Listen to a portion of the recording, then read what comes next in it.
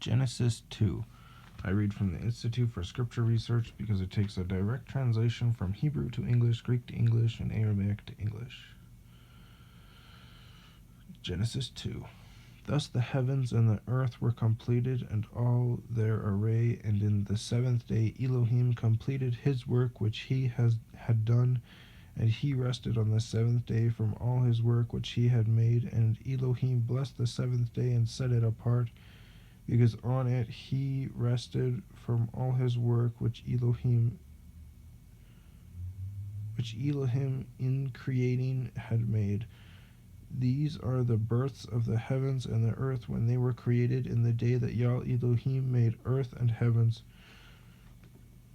Now no shrub of the field was yet on the earth, and no plant on the field had yet sprung up, for Yah Elohim had not sent rain on the earth, and there was no man to till the ground.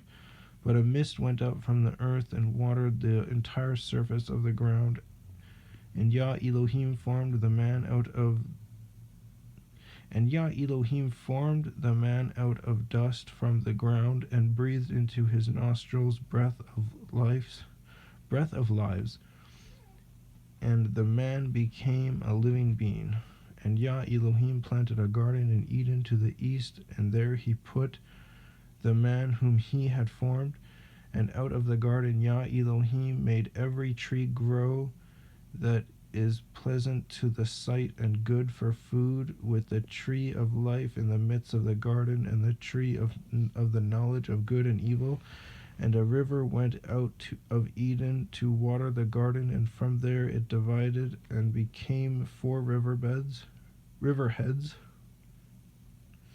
And the name of the first is Pishon, Pishon. It is the one surrounding the entire land of Hawilah,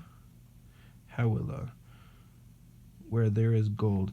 It's H with a dot underneath of it, Awilah. And the gold of that land is good, but bdellium, Bdellium, is there, and the Shoham stone. And the name of the second river is Gihon. It's Gih with a dot underneath of it, On. It is the one surrounding the entire lake of Cush. And the name of the third river is Hiddekel,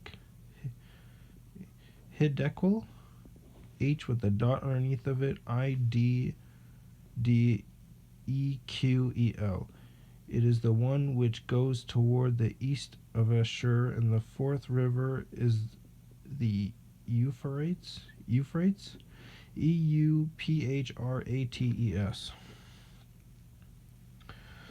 And Yah Elohim took the man and put him in the garden of Eden to work it and to guard it. And Yah Elohim commanded the man, saying, Eat of every tree of the garden, but do not eat of the tree of the knowledge of good and evil, for in the day that you eat of it you shall certainly die.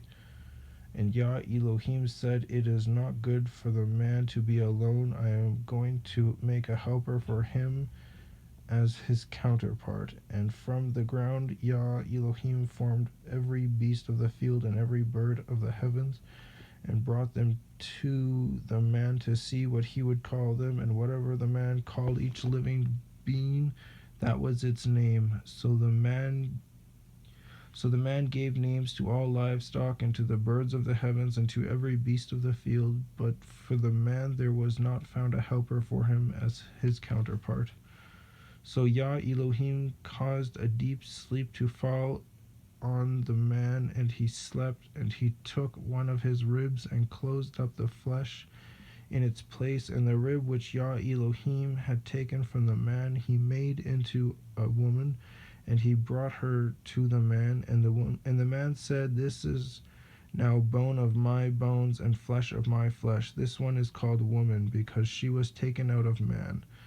For this cause a man shall leave his father and mother, and cleave to his wife, and they shall become one flesh.